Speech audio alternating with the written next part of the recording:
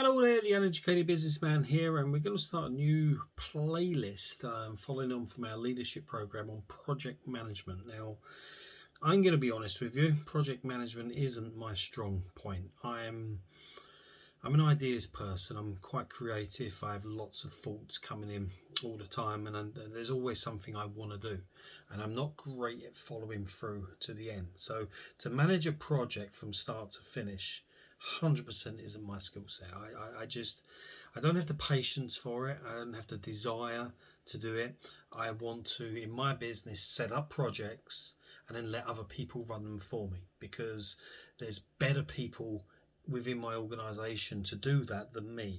I can have the ideas and I can have the input and I can lead the team, but I don't want to be the one who's there from day one to the end date, just focusing on one project. I want to be constantly trying to come up with ideas of ways of creating value and offering better services and expanding and taking on new things. And I like to get things to a certain level and then let other people take over. So certainly within the early days of a project, I'm there, I'm very into it, I'm very, very active within the group, but then I will step back and I'll let better people see things through to completion. Because when you manage a project, it's difficult.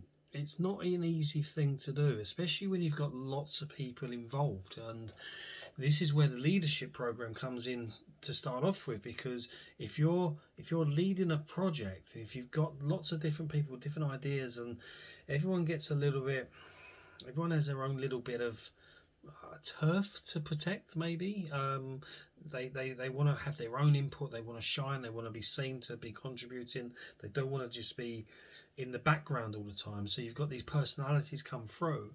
You need that leadership quality to come through and help with that project. So I'm good at it to a certain extent, but I lose interest very fast. And I love watching other people do things and take ownership of things. And personally, I love setting things up. I love that initial, this is the idea, let's all get together, let's hammer it out how we're going to do it, and then I'll let you run with it and I'll step back and work on something else. So I will I'll read through some notes on this, because I don't talk with a lot of knowledge in here on projects, because I've not done it that much. I get to the stage where I set up. So I've been doing a little bit of research on project management and how to manage project teams. And what it says is first you need to gain everyone's trust, and that's what I'm really good at. I can get a team in and I can gain everyone's trust, because I don't mind being vulnerable. I don't mind being the person that people can look at and think, you know what, he has got weaknesses. He's not great at this. He acknowledges that. I don't mind that, because then when you're vulnerable, you can attract help. People will want to help you. So for me as a leader and as a project manager, it doesn't bother me if I come across as vulnerable. And I don't think it should bother you too, because when you do come across a little bit vulnerable, people will step up, people will help. If you go in there and I know all the answers and I know what to do, and we're going to do it like this, it alienates people. They don't want to get involved. But if you go in there and you acknowledge the difficulties in other positions, you can empathise with people, you let them know you need help, and you show a bit of vulnerability, people will respond for that, because you're doing what we taught in the leadership program. You're leading by example. You're showing them, you're modelling the way you want your team to work through yourself. And they can see that, and they can resonate with that, and they can see that you need help, and they'll come forward, and you can emphasize their problems, and you can set out ways of dealing with these problems, talking about these problems, and getting people on the same page. So there's 4 parts, there's 4 phases to project management, and I'll go through them. And it's planning. Now this is the one I'm really good at. This is the one I really like. It's determining problems. What's the problems, and who's going to take responsibility for these problems? How are we going to do this, or what is the problem? And how are we going to pick put people into this to take responsibility to sort these problems out.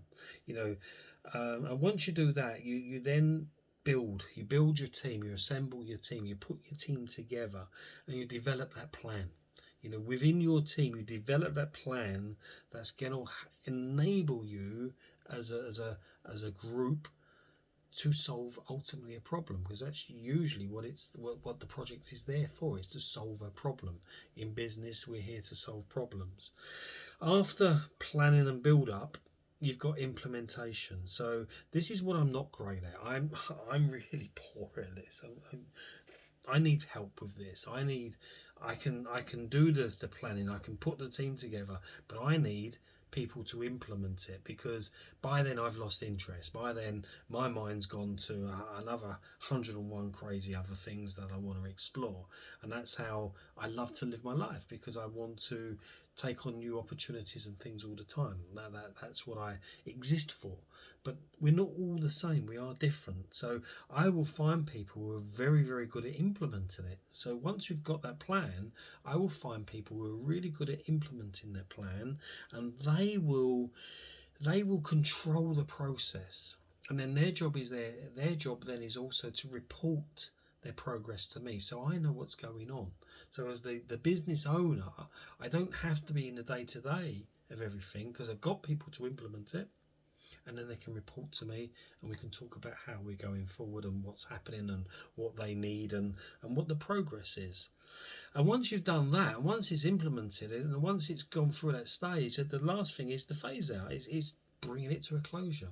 You need people to bring the plan to a closure and hopefully make it a success. So as we go through, I'll be coming back tomorrow with another one on project management, and we'll really dig into this a little bit more. And I'm looking forward to it as well, because I want to learn more about the later stages of things, because for any business to move forward and be successful, you need to have projects. You need to have projects that you work on. You need to have projects that are jointly